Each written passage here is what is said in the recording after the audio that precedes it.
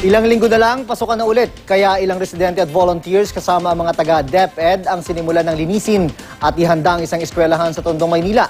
May ulot on the spot si Jay Sabale. Jay!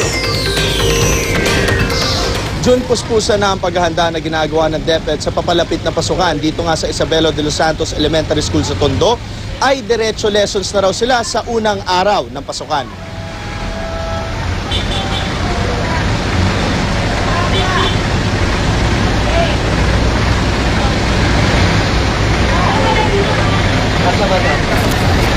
$2,000 volunteers mula sa isang kumpanya, 100 estudyante at mga faculty members ng Isabelo de los Santos Elementary School sa Tondo, Maynila ang nagsama-sama ngayong umaga para ihanda ang eskwelahan sa darating na pasukan ngayong Hunyo 2. Armado ng bag ng mga pintura, brush at gloves, matyagang pininturahan ang mga dingding ng hallway maging ang loob ng 53 classrooms. Ang mga dingding sa mga hagdan ay pinuno naman ng mga makukulay na mural paintings. 2,250 na armchairs naman ang nirefurbish. Bukod sa mga pisikal na pag-aayos, meron ding mga aktibidad para sa mga chingiting na lumahok gaya ng storytelling, arts and crafts at urban gardening kung saan matututo silang magtanim ng gulay gamit ang plastic bottles. Ito ang unang aktibidad ng DepEd para sa taunang programa nila na Brigada Eskwela. Layon itong makapag-abot ng tulong sa mga eskwelahan sa mga mahihirap na komunidad.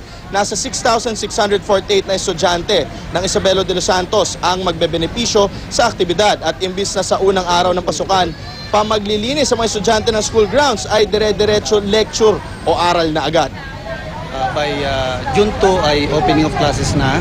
So itong National Schools Maintenance Week natin, that is May 19 to 24, ay dito natin ihahandang ating mga paaralan para sa unang araw ng pasukan. Next week ay puspusan ang ating paghahanda.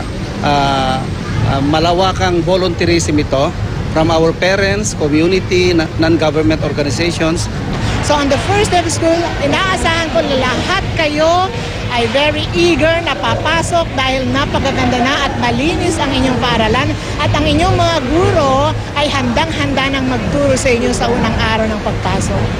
Naayos po yung paaralan namin para po maging maayos po yung pag-aaral namin dito sa paaralang Isabelo po. Mas madaling na. Gaano ka ka-excited?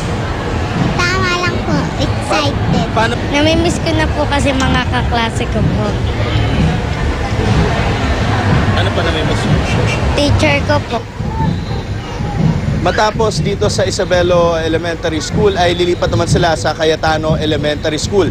Formal naman magsisimula ang Brigada Eskwela ngayong May 19 at matatapos ngayong May 24. At yan muna ang latest mula dito sa Tondo, Maynila. Balik sa'yo, June. Maraming salamat, Jay Sabale.